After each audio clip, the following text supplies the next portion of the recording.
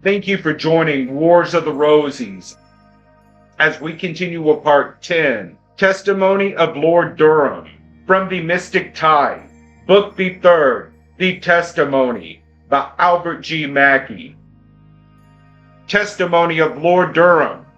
The Earl of Durham, formerly Deputy Grand Master of England, in an address on the 21st January 1836, before the Provincial Grand Lodge of Durham, assigned the following reasons for the support and protection he had formerly given to the Masonic institution. I have ever felt it my duty to support and encourage the principles of Freemasonry, because it powerfully develops all social and benevolent affections, because it migrates without and annihilates within the virulence of political and theological controversy, because it affords the only neutral ground on which all ranks and classes can meet in perfect equality and associate without degradation or mortification, whether for the purpose of moral instruction or social intercourse. This power of Freemasonry to annihilate the virulence of political and theological controversy and to develop the social and benevolent affections would give it, if properly exercised, an admirable influence in alleviating the horrors, if not entirely abolishing the necessity of war. Masonic lodges are the best peace societies in the world. An illustrative passage on this subject, written during the Greek Revolution by M. des Ethons, a distinguished French Mason and the president of the Council of Trinosophes in Paris, may form an appropriate comment on the opinion of Lord Durham. He is speaking of what would be the influence of Freemasonry in restoring peace to Greece, then distracted by intestine rules and harassed by foreign war. What can be done to save Greece? It can only be accomplished by the efficacy of Freemasonry. Masonry alone will be capable of claiming the spirits of the belligerent powers, of touching their hearts and assuaging their passions. Apply this remedy and it will operate upon the Turks themselves and all other nations who have taken part in the dispute. One honest Mason possessed of zeal, knowledge, and direction, would gain their hearts and effect more than 100,000 bayonets. 20 Masonic lodges established in Greece would be capable of producing a general pacification, would restore union and peace and happiness. In a speech delivered at Freemasons Hall just before his departure for Canada, as Governor General of that province, and alluding to the duties of that appointment, Lord Durham bestowed another encomium on the benign spirit of Freemasonry. I am sensible of the duties thereby imposed upon me, but this I know, that if there be any principles which will best direct the course of my conduct, they will be found in the strictest observation of those which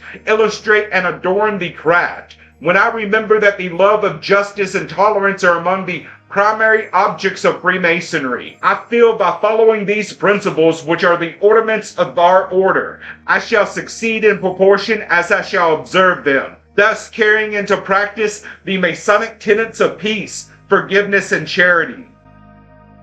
Thank you for watching, and please don't forget to share, like, subscribe, and comment. And if you can, please consider donating to Wars of the Rosies. Links to PayPal and Patreon are in the description. Thank you so very much.